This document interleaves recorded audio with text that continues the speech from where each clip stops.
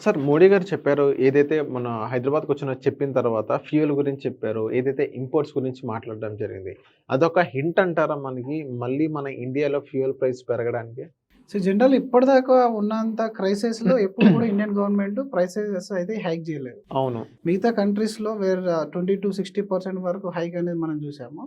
But మన దగ్గర ఇప్పటి వరకు మేనేజ్ అయితే జరిగింది.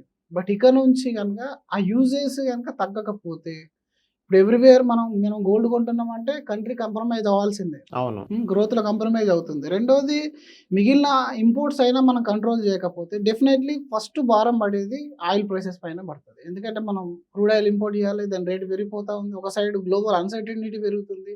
ఇలా ఉన్నప్పుడు ఏంటనంటే మనం దీన్ని తగ్గించుకుంటూ వెళ్తే లాంగ్ టర్మ్‌లో ఇండియా అనేది ఒక స్టేబుల్ కండిషన్‌లోకొస్తుంది. అప్పుడు మనం ఆయిల్ ప్రైజెస్‌ను పెంచాల్సిన అవసరం అనేది ఉండదు.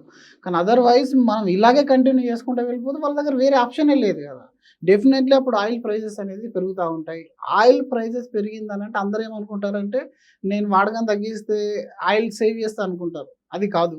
మీరు ఆయిల్ ప్రైస్ పెరిగిందనంటే దాని రిలేటెడ్ రెస్టారెంట్స్ గానీ, కుకింగ్ రిలేటెడ్ ఐటెమ్స్ గానీ, లేదా మ్యానుఫ్యాక్చరింగ్ యూనిట్స్ గానీ అన్ని ప్రైజెస్ ఇంకా సింపుల్‌గా చెప్పాలంటే ఒక లాస్ట్ 15 డేస్ బ్యాక్ ఒకటి మస్కట్టిది బాదాం మిల్క్‌ది బాటిల్ ఉంటుంది. అది ప్రింటెడ్ ఎంఆర్‌పీ ఈస్ రూ. 40. నేను ఒక 2 డేస్ బ్యాక్ తీసుకుంటే దాన్ని మళ్ళీ చెరిపి వాళ్ళు ముద్ర కొట్టేసారు రూ. 50 అని. అంటే okay. Even one single bottle పైన రూ. 10 ఎఫెక్ట్ వచ్చింది. వాళ్ళు అడిగితే వాళ్ళు ఏమంటారంటే బికాస్ ఆఫ్ ఎల్‌పీజీ ఇష్యూ అని అన్నారు.